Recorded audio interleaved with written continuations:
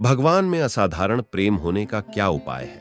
27 फरवरी 1820 को श्री स्वामीनारायण भगवान ने सभा में उपस्थित संतों भक्तों को कहा कि प्रश्नोत्तरी प्रारंभ कीजिए।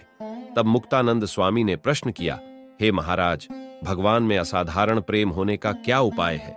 तब श्री स्वामीनारायण भगवान ने उत्तर देते हुए कहा कि सबसे पहले तो भगवान के प्रति ऐसा विश्वास हो कि यह जो मुझे मिले हैं वे निश्चित रूप से भगवान हैं। इसके साथ ही उसे आस्तिकता हो एवं वह भगवान के ऐश्वर्य को जानता हो कि ये भगवान ब्रह्मधाम, गोलोक तथा श्वेतद्वीप आदि समस्त धामों के स्वामी और अनंत कोटि ब्रह्मांडों के अधिष्ठाता और सबके कर्ता हैं।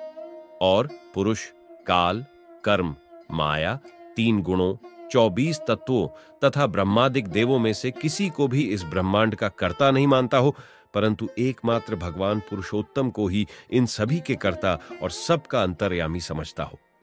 इस प्रकार की समझ के साथ जिसका प्रत्यक्ष भगवान के स्वरूप में दृढ़ निश्चय हो, वही परमेश्वर में असाधारण स्नेह होने का उपाय है। फिर मुक्तानंद स्वामी ने पूछा, भगवान की ऐसी महिमा जानने पर भी यदि असाधारण स्नेह नहीं होता तो उसका क्या कारण है? तब श्री स्वामीनारायण भगवान बोले कि यदि वह भगवान की ऐसी महिमा जानता है तो भगवान से उसका असाधारण स्नेह है ही, किंतु उसे अपने स्नेह के विषय में जानकारी नहीं है। जैसे हनुमान जी में अपार बल था, परंतु किसी के बताए बिना उसकी प्रतीति नहीं हुई।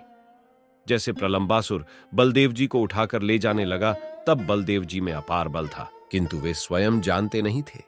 फिर जब आकाशवाणी से सूचित किया गया, तब उन्हें अपने बल के विषय में मालूम हो गया।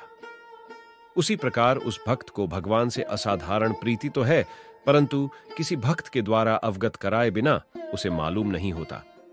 फिर मुक्तानंद स्वामी ने पूछा कि ऐसी अनन्य प्रीति है, ऐसा कब जान सकते हैं? श्री स्वामीनारायण भगवान बोले कि सत्संग तथा सत्शास्त्रों का श्रवण करते हुए उसे अपनी भगवान में असाधारण प्रीति अनुभव होती है। फिर मुक्तानंद स्वामी ने पूछा कि ऐसी अनन्य प्रीति है, ऐसा कब जान सकते हैं?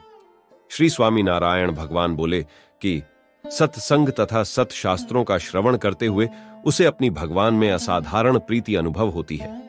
फिर मुक्तानंद स्वामी ने पूछा, देश, काल तथा क्रिया के शुभ अथवा अशुभ होने का कारण संग है या अन्य कोई वस्तु?